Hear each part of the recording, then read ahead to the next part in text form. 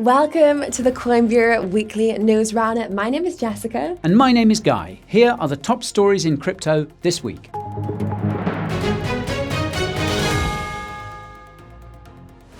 Ethereum ETFs approved. The SEC approves 8 spot Ethereum ETFs, causing an epic short squeeze for ETH and its blue chip tokens.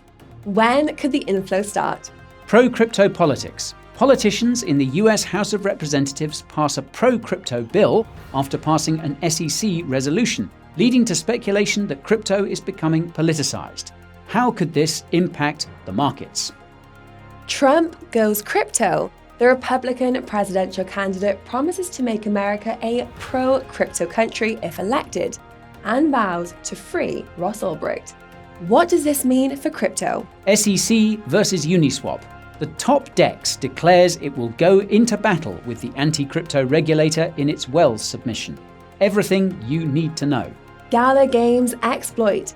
A hacker mints and tries to sell hundreds of millions of dollars of Gala tokens before returning their ill-gotten gains. Who was behind it?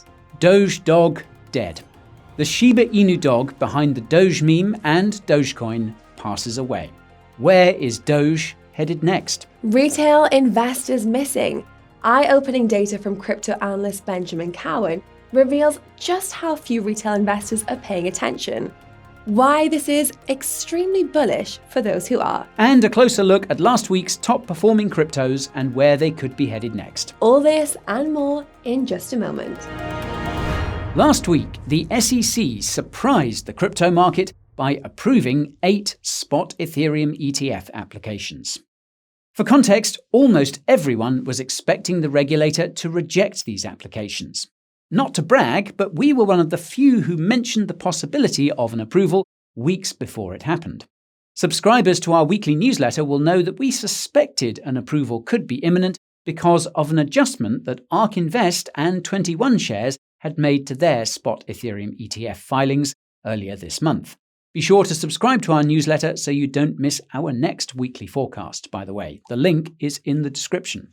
Anyway, bragging aside, the news that the spot Ethereum ETFs could be approved caused ETH to pump by 20% in a matter of hours. What's fascinating, though, is that ETH didn't react when the actual approval came. This suggests that the market had fully priced in the possibility of an approval before it happened. As for the 20% spike, this was likely due to leverage. Put simply, everyone was betting that the spot Ethereum ETFs would be rejected. When the news came in that they would be approved, this caused everyone who bet that ETH's price would go down to buy, pushing ETH's price sharply higher. Obviously, everyone is now wondering what is next for ETH. Well, in short, it's complicated. For the Ethereum ETFs to list on exchanges, S1 approvals are required. These could take as long as 5 months, according to Bloomberg's ETF analysts. On the one hand, it's possible that ETH will continue to grind higher the same way that BTC did after Cointelegraph accidentally reported that the spot Bitcoin ETFs had been approved back in October 2023. On the other hand, it's possible ETH could slide lower due to investor exhaustion and impatience. More importantly, it's key to remember that the SEC still seems to be going after consensus. It's possible that we could see a lawsuit as soon as this week, and it could be bearish for ETH. However, the political pressure on the SEC could prevent this lawsuit from materializing. More on that in a moment. Now, from a purely technical perspective, ETH could be painting a bull flag on the daily chart. If it plays out, ETH could rally as high as $4,600.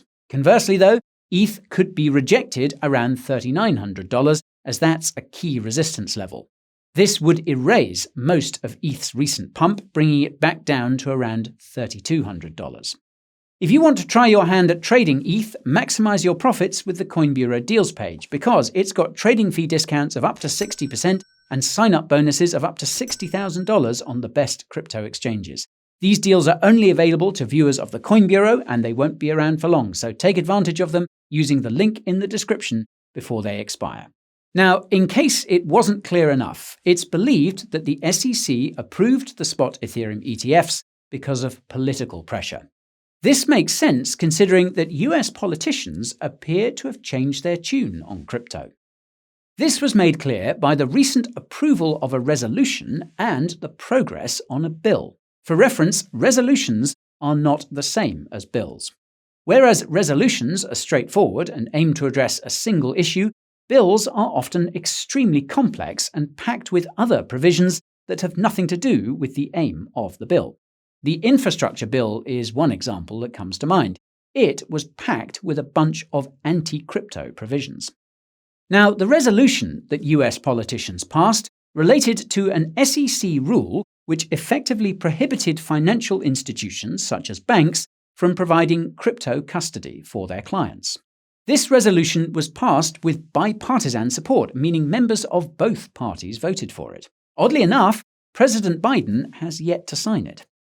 Similarly, the bill, titled FIT 21, was passed in the House of Representatives, again with bipartisan support. It essentially gives regulatory clarity to the crypto industry and puts the CFTC in charge of certain crypto-related activities. Now, this is significant because the CFTC is more pro-crypto than the SEC. The difference with the bill is that it still needs to be approved in the Senate, something that's expected to take weeks and isn't guaranteed because of what I just mentioned a few moments ago. The bill is likely to be filled with other provisions that some politicians won't like, and that means lots of revisions. Regardless, the key takeaway is that US politicians appear to be aligning on crypto, particularly the Democrats. Those of you who've been keeping up with our coverage of crypto regulations will know that most anti-crypto politicians appear to be on the Democrat side of the aisle. This seems to be changing, though. And by the way, if you're enjoying the video so far, be sure to smash that like button and ping that notification bell and subscribe to the channel so you don't miss the next one. Now, this begs the question of why the Democrat Party seems to have changed its tune on crypto. The answer appears to be none other than Donald J. Trump. The specific catalyst seems to have been the exclusive dinner that Trump hosted for holders of his NFTs earlier this month. Not surprisingly, many of the attendees were pro-crypto, and some of them managed to get a word with Trump to talk crypto policy. The most notable of these was probably Messari CEO Ryan Selkis, who has since been rallying the crypto industry to support Trump due to his pro-crypto policies. Now, this is where things get interesting. In theory, crypto shouldn't really be such a political wedge issue. In practice, however, a few thousand votes here and there could be enough to win swing states. For those unfamiliar, most US states vote the same almost every election. There are just a handful of states, though, where it's up in the air, which is why presidential candidates tend to focus most of their attention there. In these states, the margins can in fact be as narrow as a few thousand votes, so every vote counts.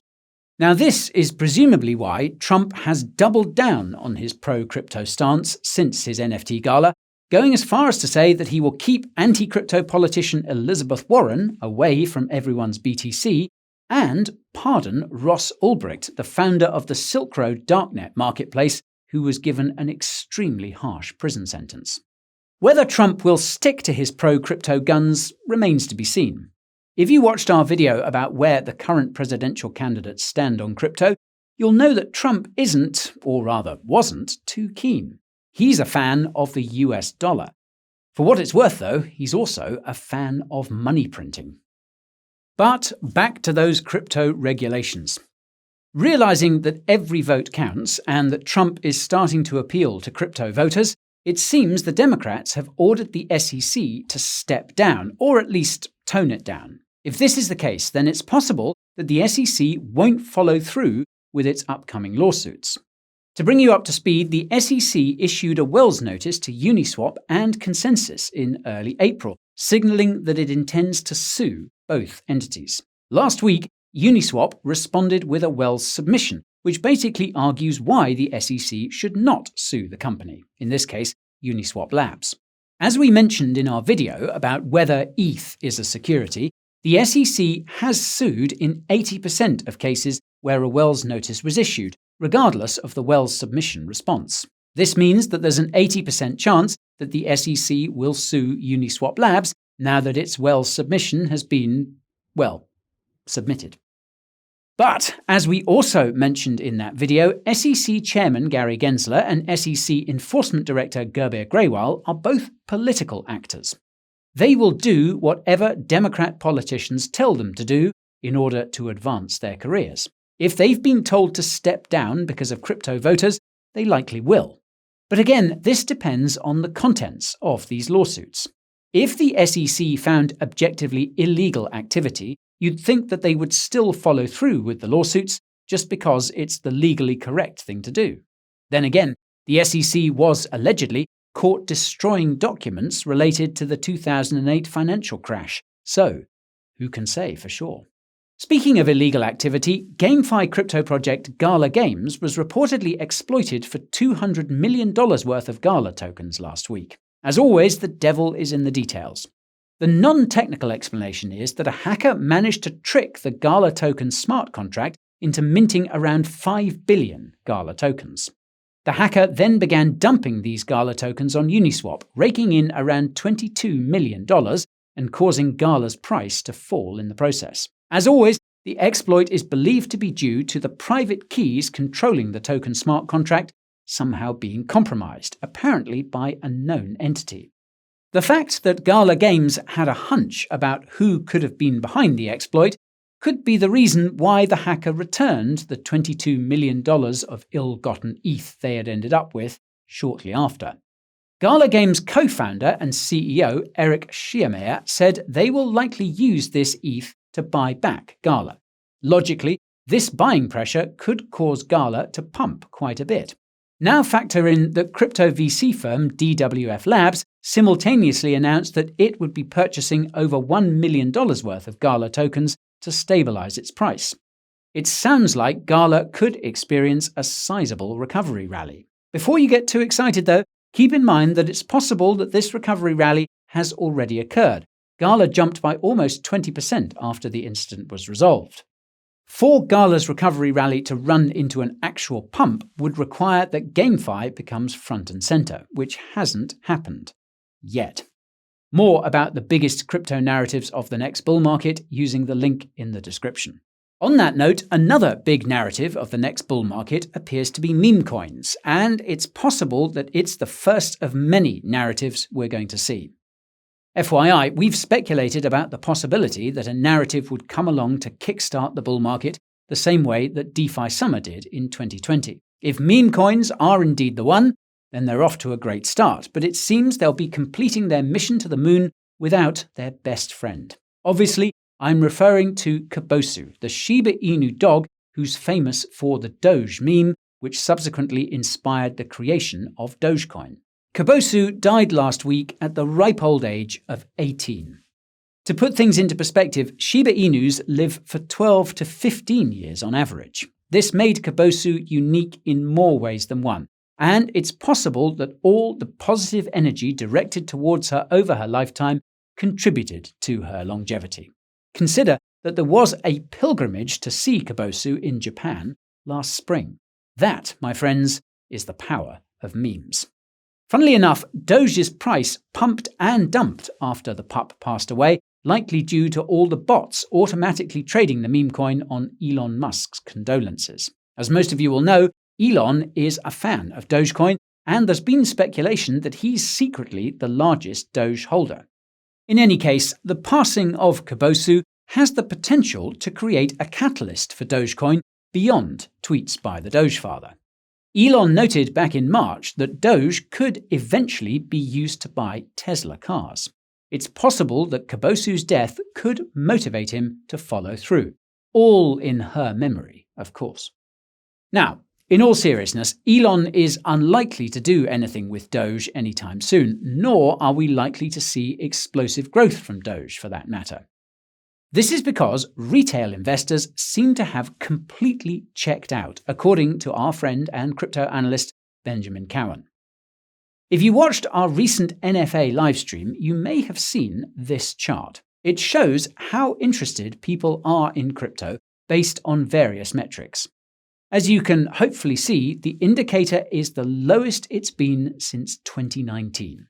In other words, people's interest in crypto is the lowest it's been in 5 years. This is eye-opening because it suggests that most of the price action we've seen so far has come from experienced crypto retail investors and institutions. Some would argue that even the institutions haven't really shown up yet, as 90% of spot Bitcoin ETF inflows have come from retail, according to Van Eck.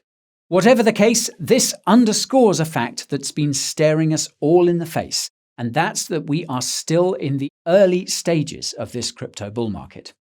Were it not for the spot Bitcoin ETFs, it would be obvious to everyone that we're somewhere in the late 2020 period relative to the previous 4-year cycle.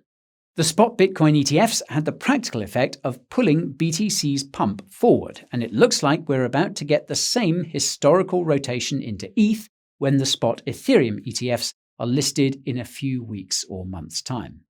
After that, retail investors will arrive, creating a proper altcoin season. So, if you're watching this right now, know that you're early and therefore in a very good position to capitalize on the crypto bull market.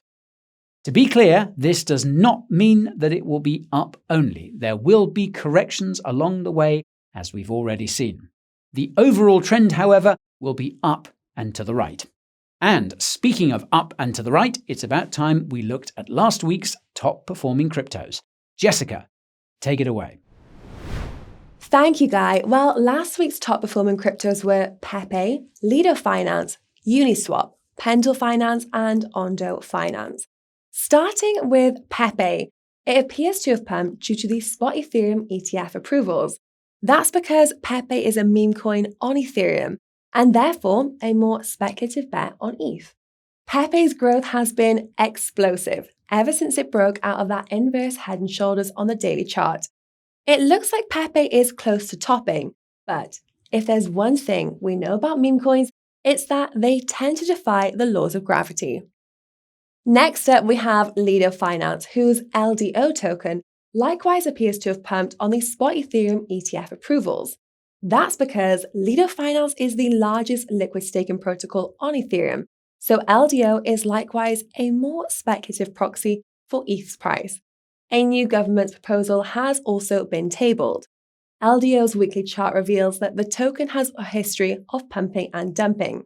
There has been a slight rejection off the Bollinger Band moving average on the weekly, which could signal that a dump is incoming. This fundamentally depends on what happens with ETH and the ETFs. When it comes to Uniswap, its UNI token appears to have pumped due to the aforementioned well submission, which signaled the project's preparedness to fight the SEC. It's possible that UNI is also pumping due to the possibility that the lawsuit won't occur as a result of political pressure. Uniswap also updated its mobile app to allow for deposits directly from Coinbase and also Robinhood. Very nice. Now, what's not so nice is all the resistance that UNI faces between $10 and $14. It's going to be tricky for UNI to get above this zone without a bullish catalyst. The SEC deciding not to pursue its case against Uniswap could be it, but don't hold your breath. Politics are not something to bet on. Regarding Pendle Finance, its Pendle token also appears to have pumped due to, you've guessed it, the approval of the spot Ethereum ETFs. That's because Pendle Finance is another large DeFi protocol on Ethereum. The increased confidence around ETH seems to be leading to more DeFi activity overall. The result is that Pendle is painting what's either a bull flag or double top. If it's a bull flag, then Pendle could rally as high as $11 in the coming days. If it's a double top, then all could fall right back down. As you might have guessed, this all depends on what happens with ETH and the ETFs. Finally, we have Ondo Finance, whose Ondo token likely pumped due to the positive developments around crypto regulations. Ondo Finance is a real-world asset protocol, and positive crypto regulations are required for it to thrive. The prospect of such regulations is probably taking its price higher. Lo and behold, Ondo has broken out of the channel we identified in last week's crypto review, and it seems to have hit the $1.3 target. It's possible that Ondo will go higher, but this would again require some more positive developments around ETH and especially crypto regulations. If you do want to keep track of which cryptos are pumping and also where you can trade them, join the Coin Bureau Insider Telegram channel using the link in the description. And that's all for today's Coin Bureau Weekly Crypto Review. If you enjoyed it, then you know what to do. Hit that like button, subscribe button, and bell icon too. Don't forget to check out our deals page where we have massive trading fee discounts and sign-up bonuses of up to $60,000 on some of the best exchanges, only for the viewers of this channel. Also, if you want to pick up some snazzy crypto merch, the Coin Bureau merch store has you covered. You can find the link to those resources and many others in the description below. Thank you so much for watching, and we'll see you all in next week's episode.